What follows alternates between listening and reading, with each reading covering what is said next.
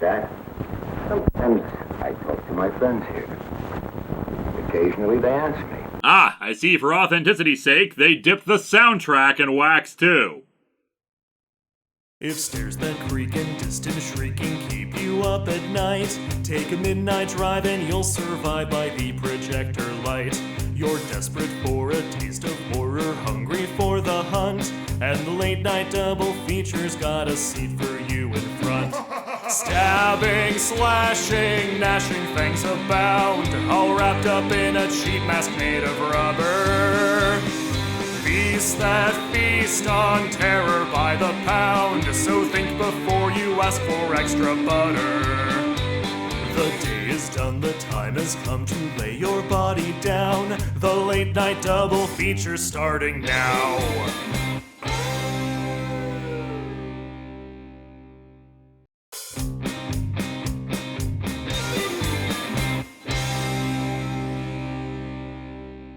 It's after midnight somewhere, so welcome to the Late Night Double Feature. I'm Clive Sinclair, and it's Wax Wonders Night. Let's start things off with the earlier, and much better film, the Vincent Price classic, House of Wax. Itself a remake of the 1933 film Mystery of the Wax Museum, House of Wax is the story of Henry Jared, an amazingly talented wax sculptor. While he attracts a rich investor with his work to do a proper exhibition in 3 months' time, his current partner is impatient and wants money sooner, so elects to burn down Jared's work to collect insurance money. And of course, he says this happily and in plain view of the man who has repeatedly claimed to care more about his work than money, and even says that the wax statues talk to him. So clearly, destroying this man's work right in front of him is a good decision. The area is burned down, with Jared himself receiving severe burns and the partner managing to escape, but only for a short time. Soon, a dark, disfigured man is going around the streets and murdering people, starting with the business partner. But who could this mysterious man with horrible burns all over him who deliberately went after the business partner be? Frankly, the bigger shock would have been if it wasn't Vincent Price. But it couldn't be him! He looks so normal, and acts so classy as he opens a new exhibition hall with the assistance of the rich investor. While he's lost the use of his hands in the fire, he has a few very talented pupils, including Charles Bronson here, yes seriously, to create the waxwork dummies, this time focusing on horror material. Unsurprisingly, Charles Bronson's character name is Igor. That is not a joke. They literally made the evil mastermind's assistant be named Igor. Sue, a girl living nearby who is attacked by the dark figure, notices that the wax statue of Joan of Arc bears a strong resemblance to her murdered friend Kathy. Jared claims that he just saw her picture in the paper as inspiration, but soon she uncovers that this is indeed Kathy, her body having been stolen from the morgue. It is revealed that indeed Jared is the disfigured man, the face we've seen him with actually a wax replica, a very flexible and realistic wax replica that I guess he just stuck on his face with command strips. And he has been taking the bodies from the morgue to create his new exhibits, pouring wax on the bodies to get his perfect likenesses. He plans to do the same to Sue, since she resembles his long-lost Marie Antoinette sculpture. But fortunately, the police arrive and save Sue, Jared falling into his own vat of boiling wax. House of Wax is a movie full of murder, stalking, desire, and revenge. And it is pure class. Vincent Price elevates everything he's in already, but there's just something so unbelievably charming and fun in his performance here. While you may get hints of his darker, creepier side in his initial interactions with people, he's quick to be self-aware of this and to beg forgiveness. He's just so passionate about his work that you're convinced of everything he says. Once in his lifetime, every artist feels the hand of God and creates something that comes alive. And multiple times in his lifetime, he feels the hand of the devil and creates murder.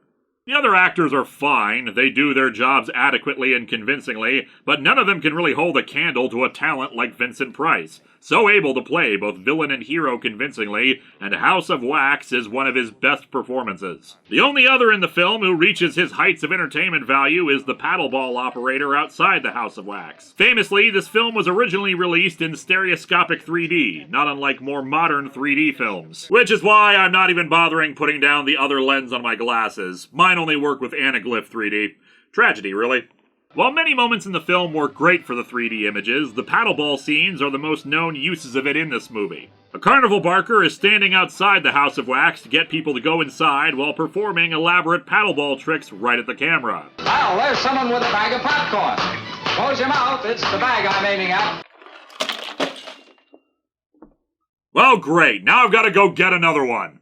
Surprisingly, the director, André de Toth, could not actually see 3D himself, having lost an eye when he was young. And yet he made one of the most successful and beloved 3D films, though of course around here we appreciate it more for its horror angles. That being said, this particular kind of 3D required the reel to be changed in the middle, so despite it only being a very breezy hour and a half long, there's an intermission for the reel change.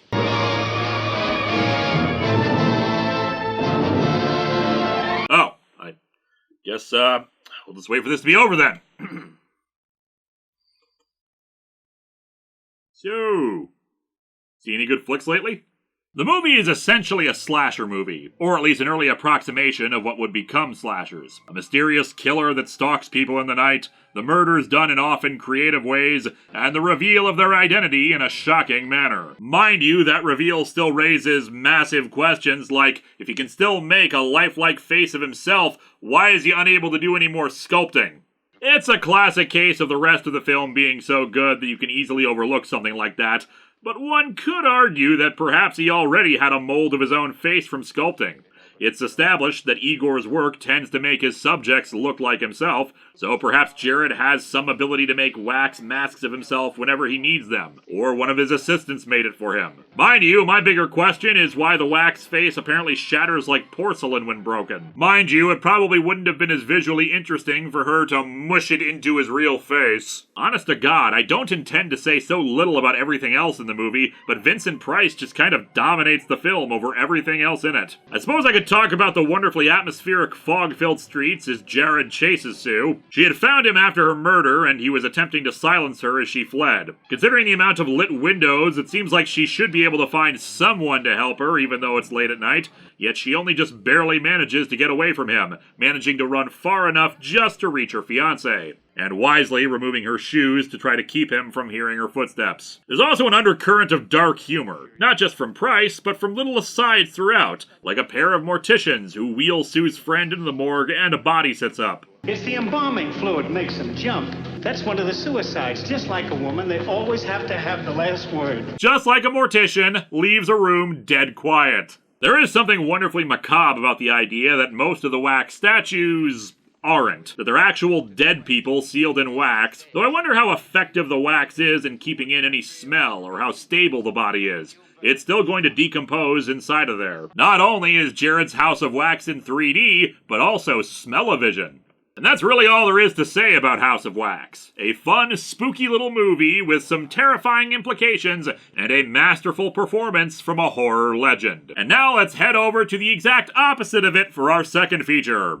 Some expected me to talk about House of Wax's remake, but instead let's enjoy a similar film made 16 years later, Nightmare in Wax.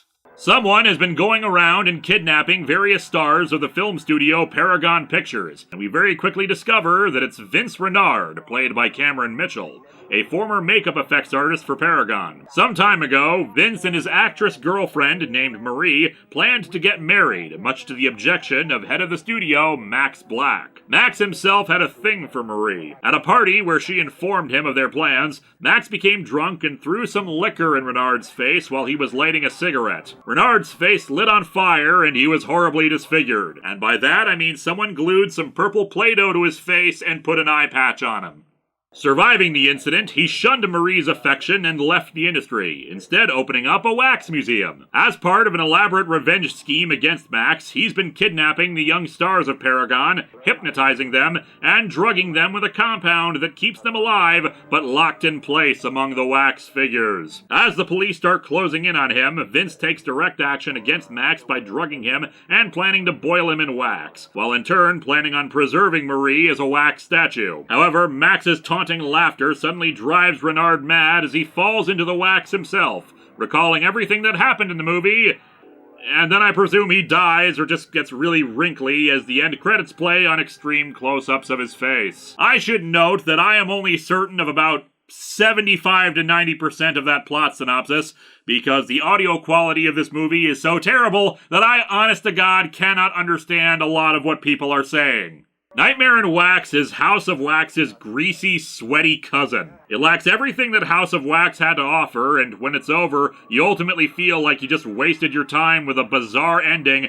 wherein the movie just seems to stop with little to no resolution. I can't even say it's a sleazier version of the same concept, since it even lacks elements like nudity or gore. And its failures begin right from its star, Cameron Mitchell. Unsurprisingly, the man most known for playing Captain Santa Claus in Space Mutiny is no Vincent Price. In the interest of fairness, Cameron Mitchell has a varied and extensive list of credits to his name. He's not a terrible actor, but there's no charm to the character. Nothing likable or pleasant that makes you want to see more of him, compels you to enjoy his performance. He's just generally grouchy and unpleasant, and spends most of the film inexplicably walking around in a muumuu that he seems to have borrowed from a satanic cult movie he was probably filming earlier that day. He's angry at Marie for not still being with him, yet he was the one who rejected her while he was recovering in a hospital. A fact that he's called out on and yet has no real response for. Well, again, it's actually possible that he does have a response to it, and I just couldn't hear it because someone made the audio track sound as if the levels were peaking, but muffled. All right, so you love the guy, but 3 months is an awfully long time. You know that there was only you and Tony? And tonight, perchance, she winked at you? Blink both eyes.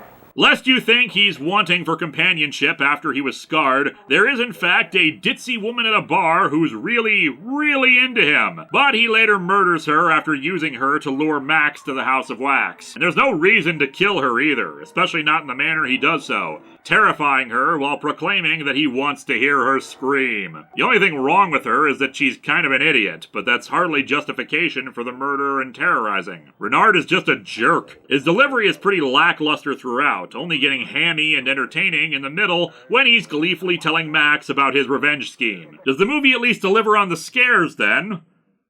Not really. This is a case of the concept being more frightening than the execution. The idea of being forced to stay still, a prisoner in your own body as it obeys the whims of a madman who forces you to be a living exhibit, a statue with nothing to do but sit and stare?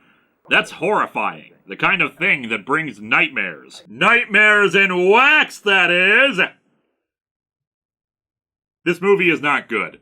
The concept is frightening, but in practice, we just have some people occasionally blink and then Renaud hypnotically orders them to witness his plans for Max at the end. There's no screaming in terror, no close-up shots of someone's eye shedding a tear, no hot wax being poured onto someone as they struggle for their lives. Apparently, you just stick a needle in someone and boom, instant wax statues at your beck and call. It's also a very badly paced movie. It's 6 minutes longer than House of Wax, but it feels like a half hour longer. Throughout House of Wax, we're given things to continually hold our interest. The exciting fistfight in the fire, the dark figure stalking and killing, the paddleball sequence, any scene with Vincent Price in it. The movie constantly gives us stuff to be interested in and want to see more of. Nightmare in Wax, by contrast, is loaded with padding. A subplot of the movie that goes absolutely nowhere is that Marie wants to retire from acting because of the disappearance of her current boyfriend. But Max had agreed to have her do a film that's going to save the studio. With the help of the film's director, they get her on board, saying it'll be in tribute to the guy. Nothing else proceeds from this, save for them choosing to use Renaud's House of Wax for a scene featuring a wax replica of her boyfriend. And even that is a tenuous aspect of the film, since it just means Max isn't overly suspicious when he's at the wax museum to be drugged by Renaud. There's a scene of the security guard for the house moving through the wax statues, thinking he sees one blinking, but is reassured he imagined it and it leads to nothing. The chase of the ditzy woman through the House of Wax should be suspenseful and interesting, but it's clear the makers of the film were limited by what they could do in the wax museum they filmed in, since most of it is just in dark corridors, and it feels like it drags on forever. Both movies feature a lot of talking, but Nightmare in Wax's talking just feels flat and empty, contributing to the dull feelings it evokes when watching it.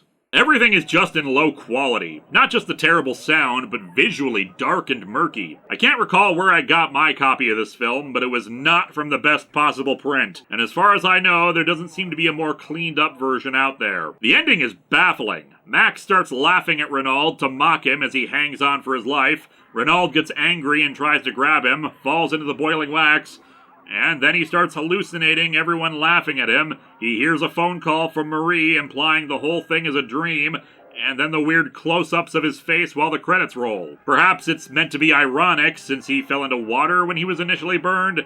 I couldn't say. It just feels like the production couldn't think of a way to kill Renaud, so they just went with the ending where it might have all been a dream. The acting is flat, the characters are uninteresting, the villain is just waiting for his paycheck to clear, and there's barely any actual waxwork stuff in it.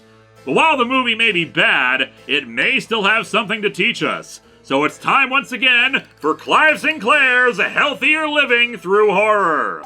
For House of Wax, when you're having a night on the town, never forget to tip paddleball carnival barkers. They need to earn a living too, and if you don't, they'll have to eat their own balls. Also remember to keep your wax mask moisturized whenever it's not in use, lest it become rigid and easily breakable. For Nightmare and Wax, on the subject of tipping, make sure to tip your bartender generously. That way he'll share a drink with you while you're plotting your mad schemes of revenge. And remember, if your ex-boyfriend invites you to be his next wax model and has you sit inside a tiny box to get a mold of your head, bring a pillow or small chair so you're not uncomfortable in there. That's it for this time, so let's spin the wheel and see what's coming up next time in May. Coming this May, it's Hell House LLC night. Until then, I'll see you again when it's just after midnight somewhere.